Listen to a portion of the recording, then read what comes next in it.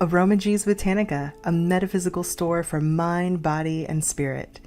Oils, herbs, candles, crystals, teas, handmade soaps, tarot cards, everything you need on your magical journey. Daily psychic and tarot readings, classes, witchcraft, pagan, and hoodoo supplies, most of it made in-house. Try our free Dress Your Own candle station. From spiritual gifts to ritual supplies to religious books, we have the widest selection of metaphysical products in all of Tennessee since 1999. It is our goal to inspire everyone to explore their spirituality in their own way by offering information and products in a nurturing multicultural environment. Open 7 days a week. 223 Donaldson Pike, Nashville, Tennessee, or visit us online at aromagees.com.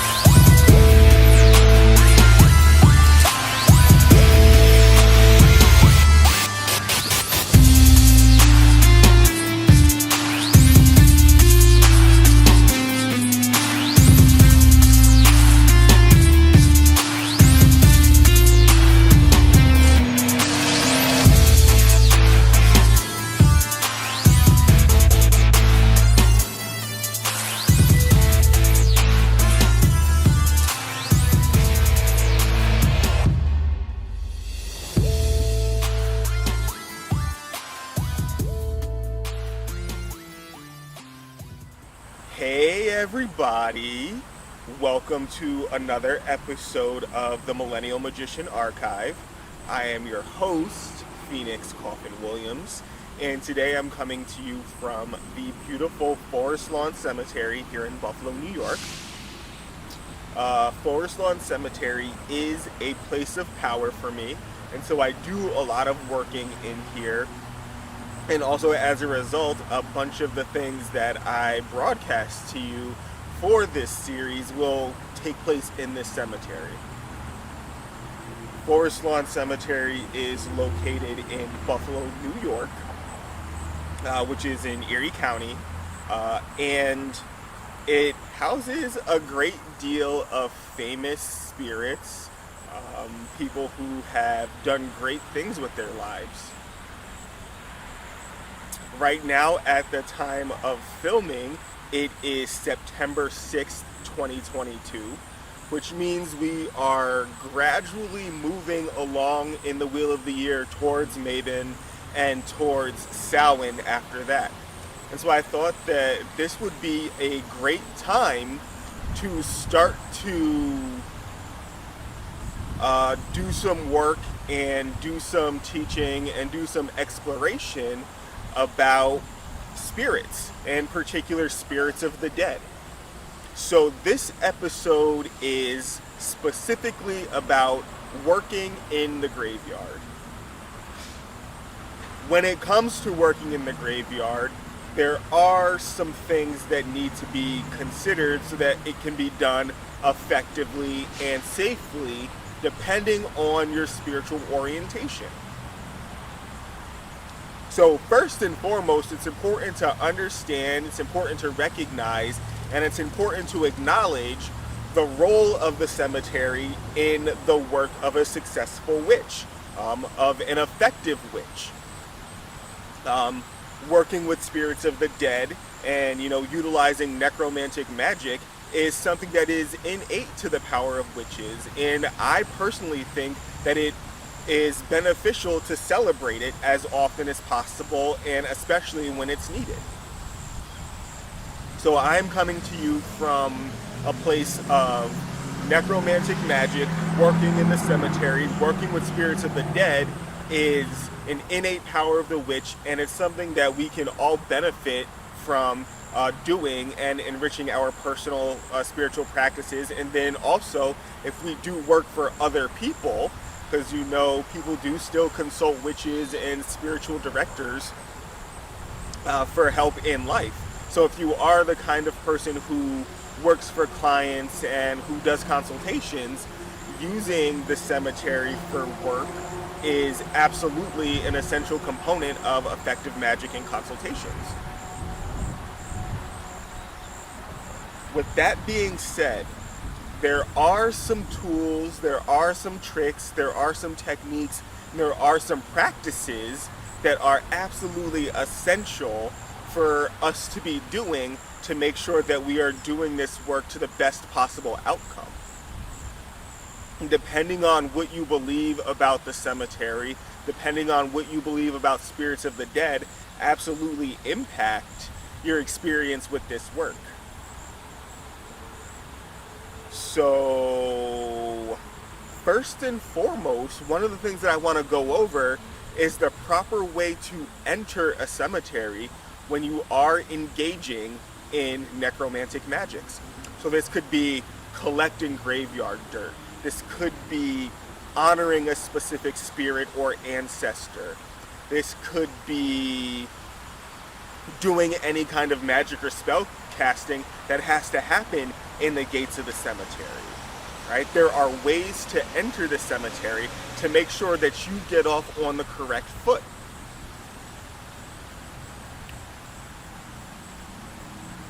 Understand that once you enter the gates of the cemetery, you are entering the realm of the dead, right? They own what goes on in there. They own the sky above a cemetery. They own the dirt that they are buried in. If there's some water that passes through the cemetery, that is theirs. And so you want to make sure that you are entering with the appropriate level of respect, with the appropriate level of reverence. Also, if you have relatives in the cemetery, all the better. So rely on your ancestors to help with the protection, to help with the energetic attunements, and to help with the directions that are needed to do successful graveyard work. And once you get good at it, once you get comfortable with it, once you come to recognize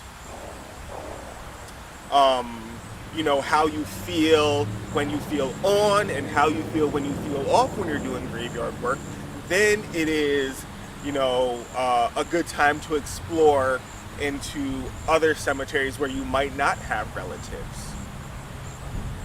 So definitely start with your ancestors first. Definitely start with honoring them. Definitely start with paying offerings to them. Definitely, consider saying thank you to them at your meals when you're not doing graveyard work. All that kind of thing. Really get them in your life and get them on your side, especially as you move forward with this work. 2, approach even the outermost gate of the cemetery with reverence and with respect. Acknowledge the gatekeeper of the cemetery. Pay an offering to the gatekeeper of the cemetery. Ask their permission and get them on your side before you enter to do your work. So that's going to be the first thing that I demonstrate to y'all. When it comes to taking your first steps into the graveyard, into the cemetery, to do any kind of magic or working whatsoever, like I said, the first thing that you want to do is make sure that you get the gatekeeper on your side. You can do this a bunch of ways. The way that I do it comes from the African American hoodoo and conjure perspective. And you make offerings of coin, you make offerings of rum, you make offerings of tobacco to the gatekeeper, you knock on the gate a few times, and you do your thing. So what I'm going to be doing is I'm going to be offering some coins, and I'm actually going to be offering some sprays of Florida water. And in this case, odd numbers are the way to go. So I'm going to be offering 3 pennies, 3 nickels, and 3 dimes. I'm going to be offering 3 sprays of Florida water. And I'm also going to knock on the gate 3 times.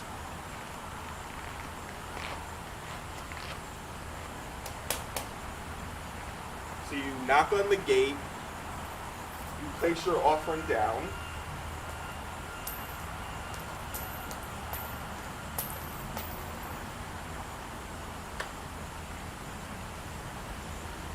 Spray the Florida water. 3 sprays.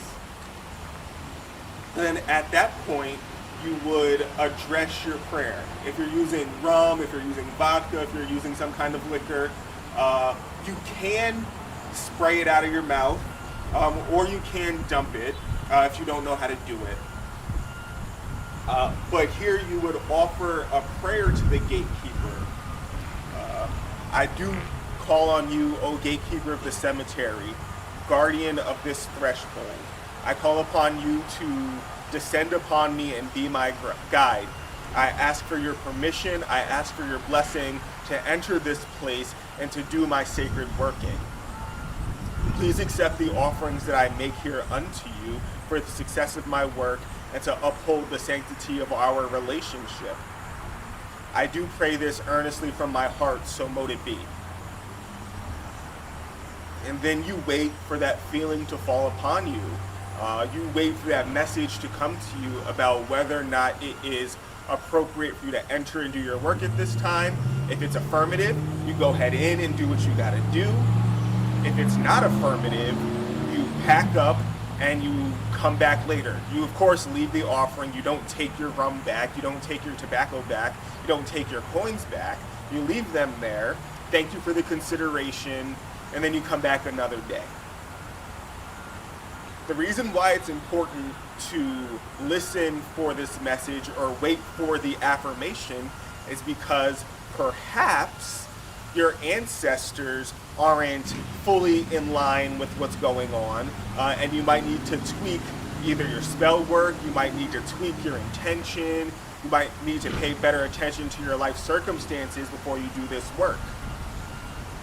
Perhaps there is something energetically that's happening inside the cemetery, and it's not appropriate for you at this time, for your own safety or for your own perspective, for you to be doing what you're doing. Perhaps the gatekeeper is not in the mood to entertain any human workers at the moment because there's some other spiritual stuff going on. Whatever, you know, a lot of the times it is up to your perspective to why you might interpret the no or how you might interpret the no or the yes. So for example, if you believe that it's possible for the guardian to be busy with other things, then that might be a reason for a no. If you believe that the guardian ultimately has say over what happens in the cemetery and is for whatever reason calling you to wait because you need to learn patience as you know your own spirit lesson, then that might be the case. If you believe that your ancestors are your spiritual gatekeepers and it's their job to keep unhelpful things out or unwanted things out and away from you, then that might be a reason that you perceive a no. So all those things come into play at this moment, but it is absolutely important to respect. If you get a no, wait, come back later, maybe do some divination about what needs to happen in order for you to get a yes, and come back at a different time. However, if the answer is yes, it's yes, and you proceed. You do what you gotta do. Once you have successfully gained entrance into the cemetery, once you have successfully gotten the gatekeeper, the guardian at the gate, the watcher at the gate, however your tradition refers to the one who keeps, the cemetery gates intact, and reinforces those boundaries that separate, the realm of the dead and the realm of the living. Once you have gotten their blessing, once you have secured, them being on your side, it's important to spend a decent amount of time in the cemetery before you even start doing your work. So this could be a several week, a several month, a several day process. Don't rush it. But it's important to spend some time walking through the cemetery, taking a look at, some of the symbols that are engraved onto the headstones, taking a look at some of the historical monuments that might be inside the cemetery, taking a look at the way that, the people choose to recognize and remember the folks who were buried here.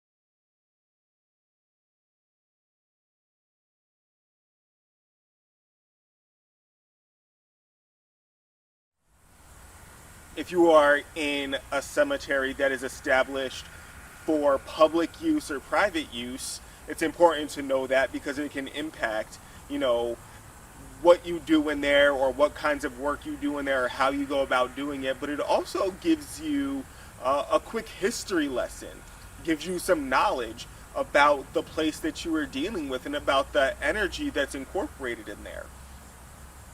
Go to some of the oldest parts of the cemetery and take a look at some of the dates.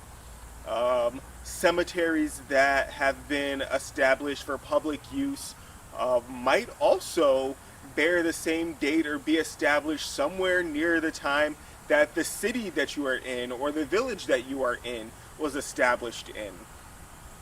And knowing about some of the history that was going on, some of the stuff that the area was going through when the cemetery was established will be helpful for you to know. And it'll help you calibrate how you use the place of power. It'll help you calibrate how you use your graveyard dirt. It'll help you calibrate maybe what kinds of pacts you make with the spirits, or it might help you calibrate what you hire a specific spirit to do. So spend some time walking in between the gravestones, spend some time walking through some of the paths that are there, spend some time, maybe do some yoga in the cemetery. I definitely enjoy doing that. If you are more fitness oriented, maybe go for a jog through the cemetery. Maybe spend some time meditating in the cemetery. Get to know the lay of the land. You definitely do want to get to know the cemetery that you do your work in like the back of your hand, right? You want to be able to find your way in, find your way out. You want to be able to locate what it is you're looking for when you're looking for it. So you come in for a work that you're going to do, you want to be able to know ahead of time where you're going to go to do it, any alternative locations that you are going to do the work at should it be too conspicuous for you to do it at your primary location. You are going to want to know where it is in the cemetery you can get some of the stuff that you might need on that front. Also, do some research about some of the more notable people who are in the cemetery. For example, you might find that some of the people buried in the cemetery have the same names as some of the streets in the town that you're in. They might have the same name as some of the major businesses that are, are prominent in the town that you are in. You might find that there are monuments in your city that are erected to important historical figures, and you might find that their headstones are also in this city. So get to know that intimate connection between the people who are buried here, the stuff that people use to remember them, some of the symbols that are carved or etched into the stone. Get to know that. Knowledge is power too, remember that. So keep that in mind as you enter to do the working and as you continue on to find some optimal spots to set up shop, so to speak. Additionally, keep a lookout for some structures or some headstones that can serve multiple purposes.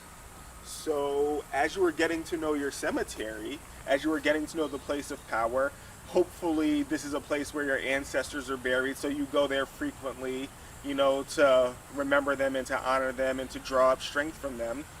But think about, maybe you come across an arch. Oh, it's a bee. You come across an arch. Consider what an arch might be useful for in magic. Maybe you want to enchant the stone, smoke it out with some incense, get some holy water on it, and you want to use that to help with some rituals of renewal, or you want to use that as a kind of gate between, this world and another world, and you want to empower it in that place. What would you use an arch for? Or specifically, an arch that is in a cemetery. Get critical, get creative, get empowered.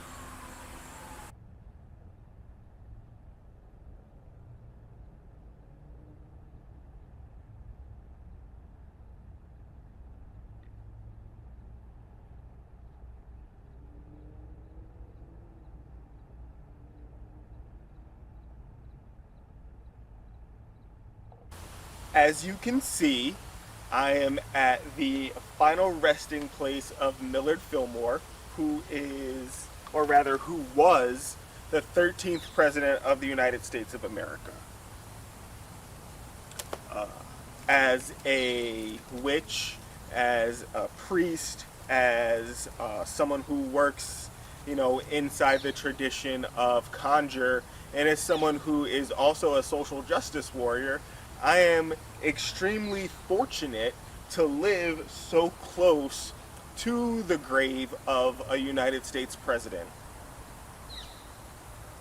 As I was saying, it is extremely important to know a little bit about the person that you are going to be trafficking with when you do your work. So some traditions believe that the way a person is when they die is who they will be when they pass away, unless they have received some work done by those that they have left behind. So for example, some traditions believe that when you do certain kinds of work towards your deceased relatives, you can work to elevate them. You can work to help get them enlightenment. You can work to help them attract a spirit guide that will help them while they are in the spirit world, who can give them more access to power, who can lift them up higher towards the light of God.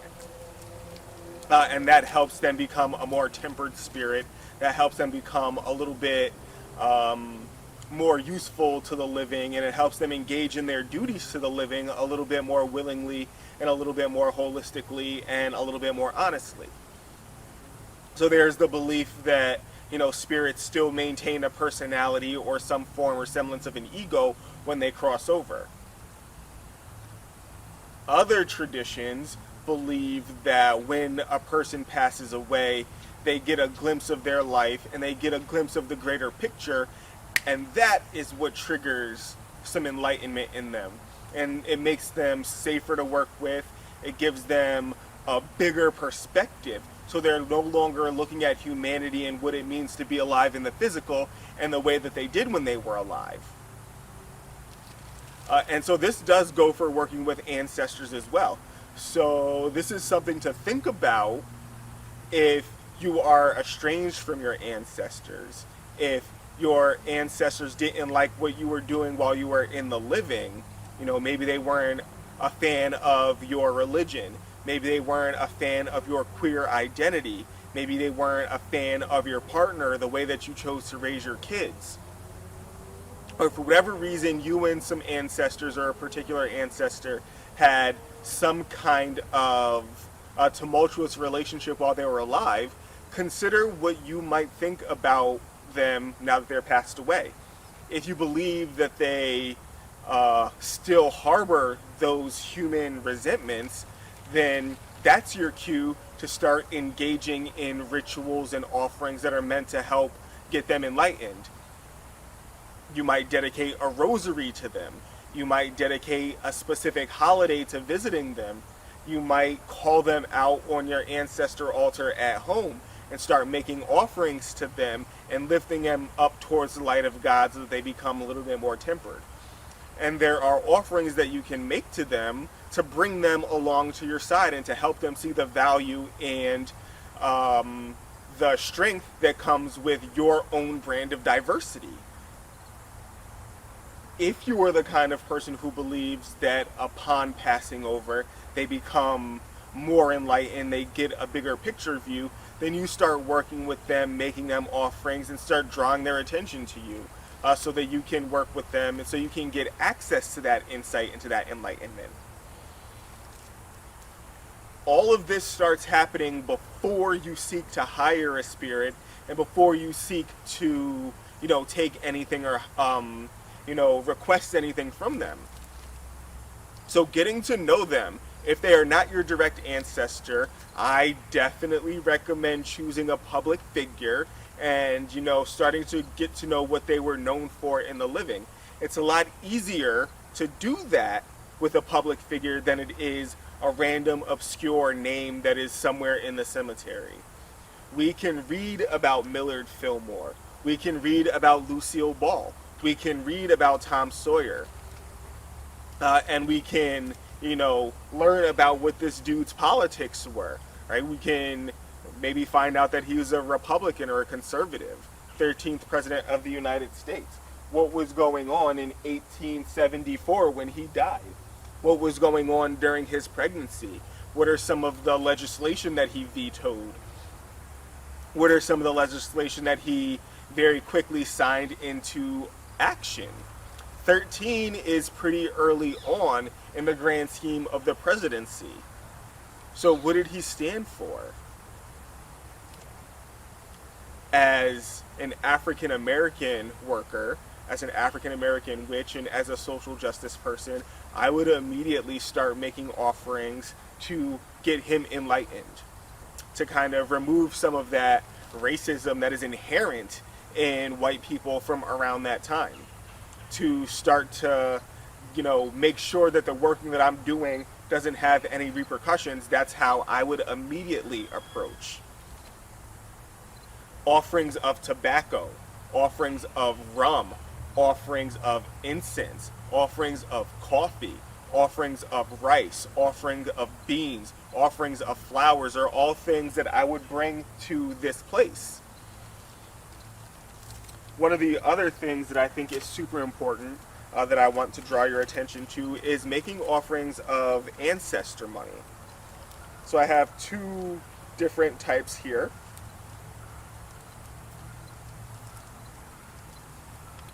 Ancestor money is money that you give to your ancestors. It's a spiritual concept, and one of the other names that you can find ancestor money under are called hell notes. So depending on the tradition that you're going with, or depending on what you come across first and what vibes with you, you can find some ancestor money that looks like this.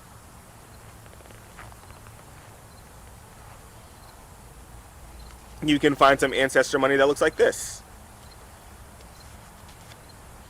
And so one of the ways that you can use this money is you can write your petition, write a prayer for Thanksgiving, or what have you. Write it on the back of this, set it on fire, and you can burn it at your ancestor altar. You can burn it at the headstone of, or the tombstone of the ancestor that you plan on working with, as a way of kind of jump-starting the payment of what you're asking for.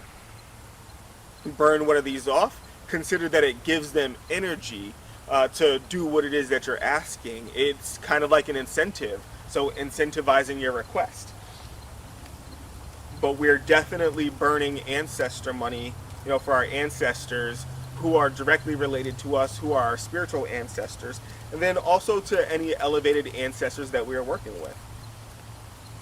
And so whether we like it or not, here in the United States, the legacy of the presidents, they represent elevated ancestors. They are known for some remarkable things that they've done during life, and in death we still know their names, we still know what they stand for, and so we can invoke that power for our work.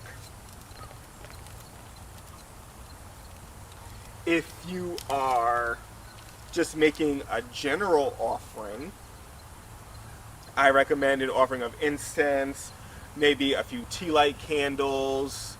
You can put those in a jar, close the lid up, and punch some holes in it with a screwdriver and a hammer. Then put the lid back on. That way you can make sure that your tea light is safe from the elements, the wind blowing, so on, and it can stay lit when you leave. You can do flags, would be appropriate for this particular spirit. An incense that smell good but might not necessarily be charged in any way, shape, or form for any particular reason.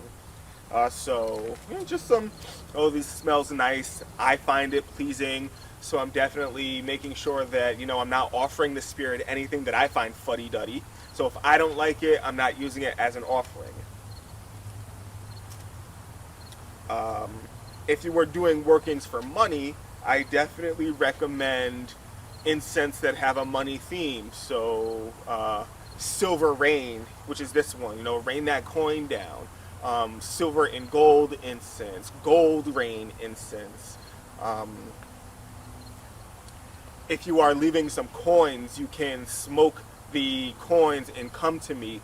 Leave the coins at the grave, leave the incense at the grave. That's an example of a real quick, spirit working in the cemetery that you can do.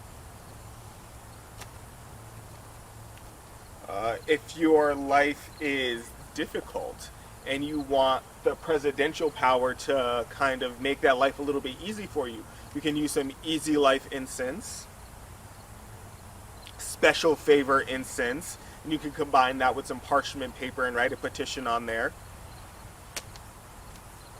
For social justice work, however, I recommend court case incense. Now, this might also be beneficial if you have access to the grave of a Supreme Court justice or the Chief Justice of the Supreme Court. You have access to their final resting place. You can go there with some court case incense and a blue candle. And you can anoint that candle with some court case oil, special favor oil. You can even inscribe that candle with your petition and leave the candle and the stick of incense at their grave, let it burn. Write the candle on a glass encased, write the petition on a glass encased candle and, let that burn. Put the incense, off to the side a little bit, let that burn, and that can be, your petition and your working at that particular place of power. One of the things that I definitely recommend is making offerings of water to your spirit. Cold water cools down spirits that might be a little bit more hot-tempered or hot-headed. You can use bottled water, or you can bring some special water that you've already blessed and have, an intention spoken into it, praying over your water. I pray that this water uplifts the spirit closer to the light of God, to the light of the divinity. I pray that this water provides clarity, clarity in terms of truth, clarity in terms of righteousness and justice, clarity in terms of freedom for everyone. And speak that over your water and make that as an offering.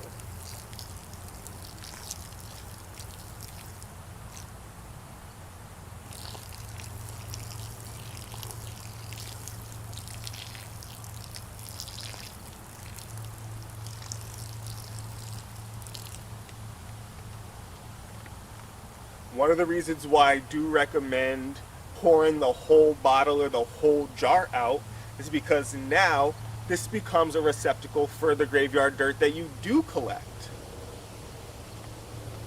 Put it back in there, carry in, carry out, so you're not adding any litter or any non-essential, sediments here to this place. You're leaving it as undisturbed as possible.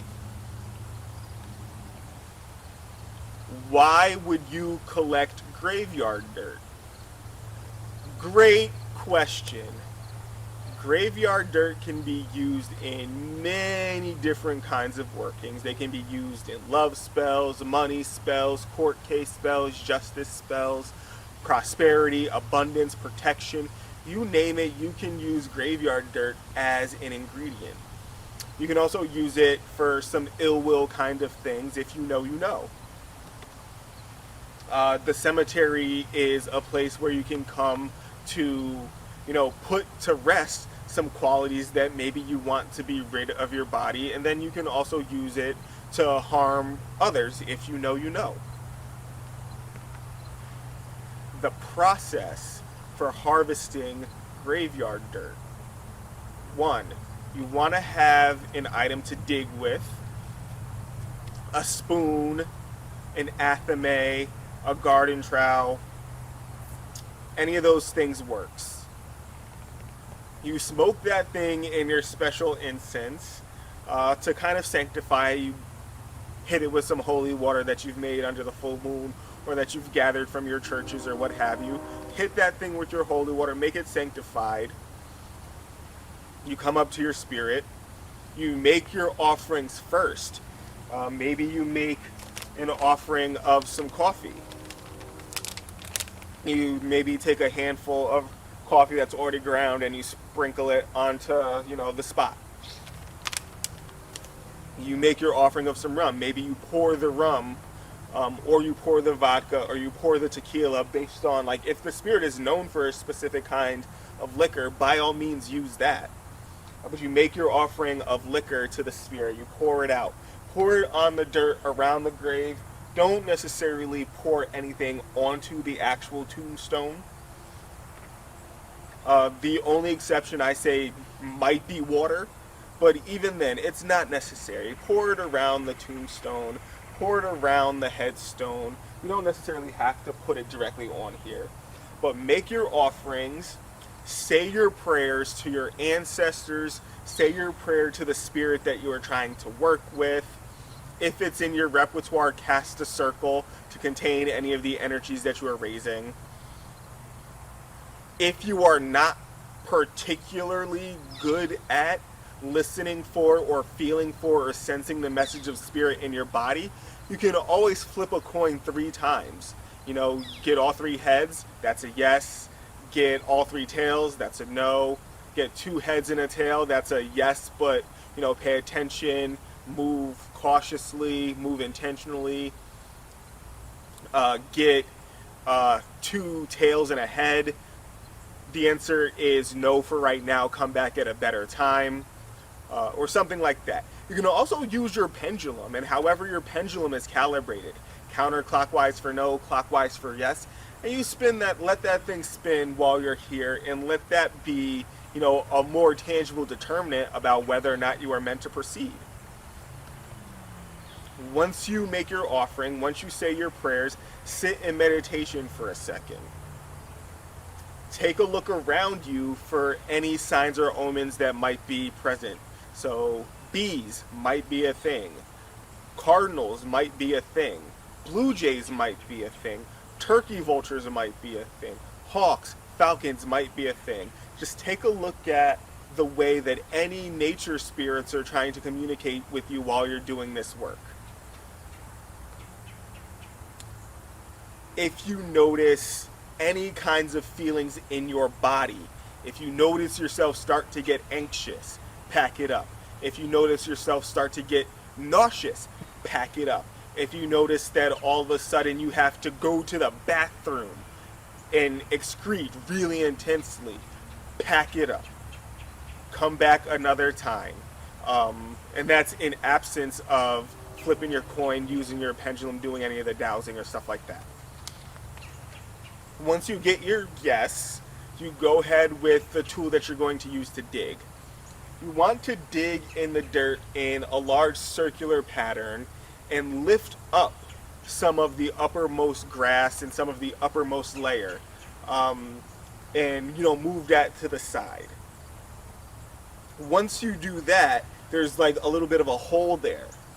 You dig out from that hole, and you dig until you hear or you feel a stop sensation, right? Or if there's a number that comes to you, maybe the spirits of the ancestors are like, yes, 4. Then you get 4 scoops. That's all you. That's what you get. If they say 1, then you get 1 scoop. That's you. That's what you get. If they say 18, then you get 18 scoops. That's you. That's what you get. Put it in your receptacle, seal it up, put that off to the side. Remember, you have to pay for this as well. So the offerings get you access. The offerings get you into the good graces. You definitely want to make sure that you throw some coin in there. I like to put in, take a trip to the bank and get a 50-cent piece if you can find it. Get a golden dollar if you can find it.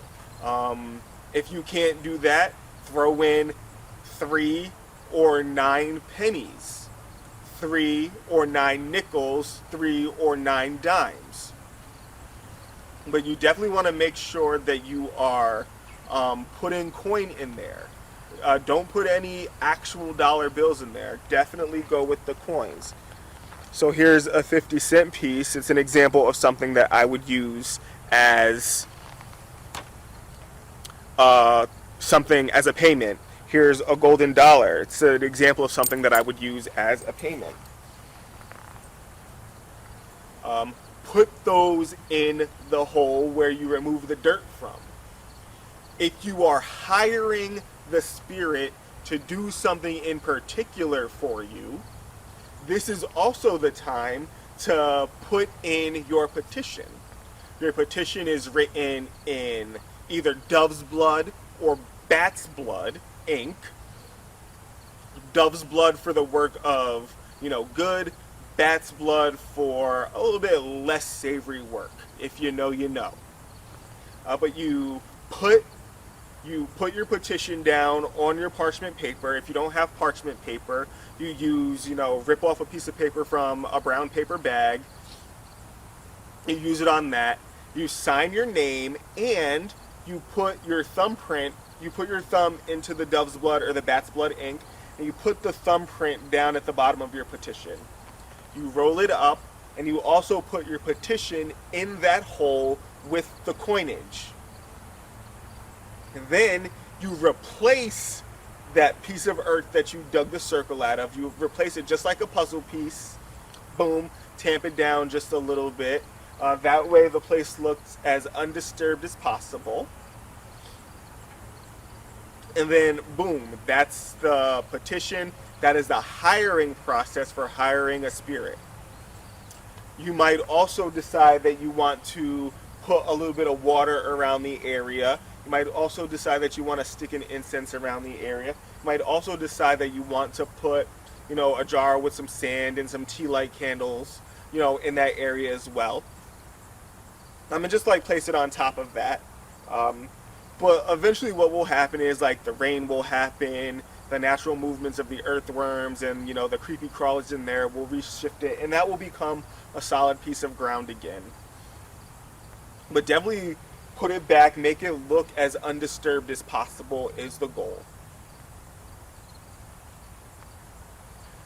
Just also remember that just because you have come to remove some graveyard dirt and pray for some graveyard dirt doesn't mean you have to hire the spirit to do something for you. The graveyard dirt can, go back to your home, and you can put it on your ancestor altar.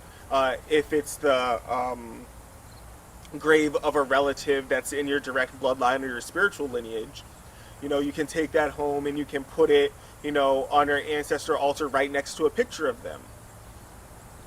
And you have that, more tangible kind of thing. You can put that in a spiritual powder.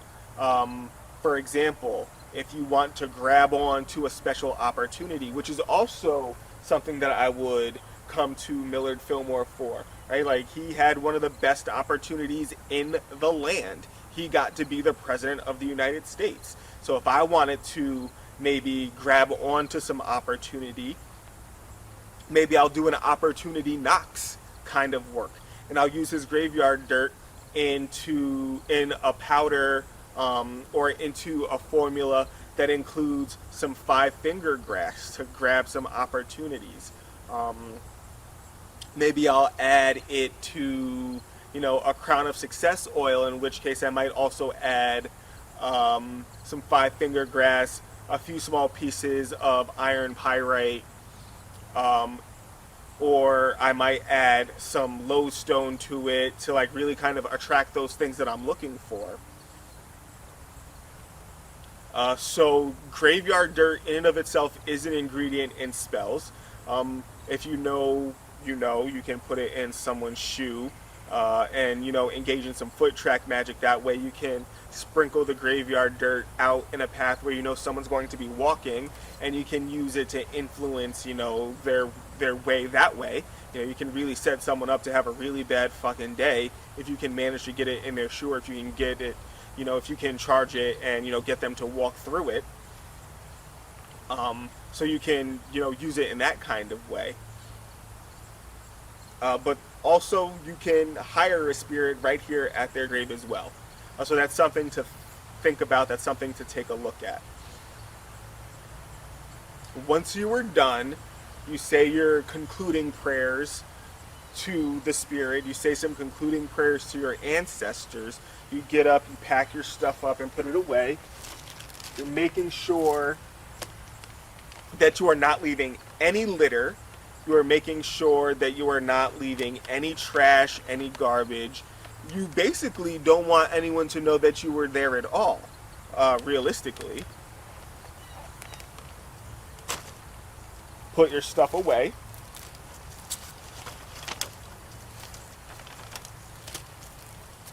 I'd just leave an incense here while I'm at it, because I do frequent this particular headstone. And so leaving an incense right now will not be the worst thing to happen.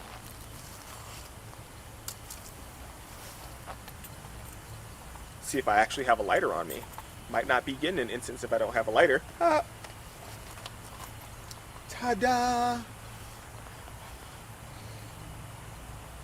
So I do leave this incense to fortify my relationship with this spirit and the spirit of this land.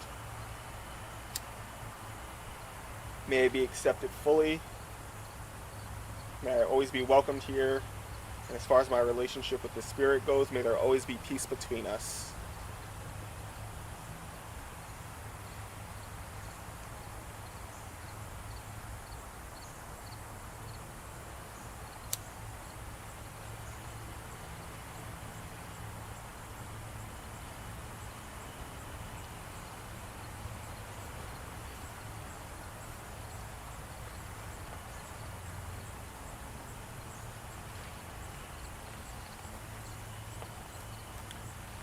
Before I forget, other things that you can do, like in the case of Millard Fillmore, there are relatives that are buried around them. You can learn about the relatives if they are public enough, but you can also make offerings to the spirits that surround them as a way of gaining favor as well. So if their children are buried here, or if in the unfortunate event that, someone here has a child that has passed away, like they were just like a babe, you can leave little toys, little treats with birthday candles in them at the grave as well, to kind of gain the favor of the spirits that surround them and fortifying their relationship that way. Once you are ready to go, you take up your stuff, you put them away, you take up your circle if you have cast it as well, keeping in mind that the way that you enter a cemetery is just as important as the way that you leave. So there are some things that you want to make sure you do in order to make sure that, any lingering spirits in the cemetery don't hitchhike onto you. You want to make sure that some cemetery spirits aren't looking for a way out. They hop onto your aura, they hop onto you, they jump onto your back is, something that has been said in my household. They hop onto your back, hitchhike out, and, they get past, the gatekeeper because they're riding on you, and now they're out and free to do whatever it is they might be wanting to do. If you don't believe that that's a thing, perhaps it's not something that you have to worry about. However, it is important to make sure that your aura, your energy, and that your person is right when you are exiting the cemetery. So one of the things that you want to do after you dismiss your spirits, one of the things that you want to do, and one of the things that I have learned to do, one of the things that I was taught to do, take a candle, counterclockwise, rub it around your body from head to toe, energetically pull the stuff off of you, the back of you, pass it under your feet, underarms, overarms, pass it around you, and, visually, you are just visualizing any gunk that might be on you, any energy signatures that aren't the best for you. You're visualizing them attaching to the candle. You can, if you so choose, spray the candle with Florida water first.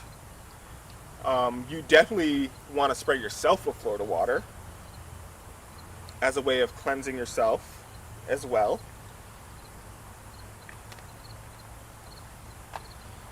You say a prayer to your ancestors and your guides, most holy ancestors, guides, who are responsible for my well-being and my spiritual success. I call upon you to help in removing any attachments that may be on me as a result of this working. I call upon you to remove any attachments that might be onto me, that might be stuck to me, that might be clinging to me as a result of this working. I call upon you to cleanse me and sanctify me and make me right as a result of this working.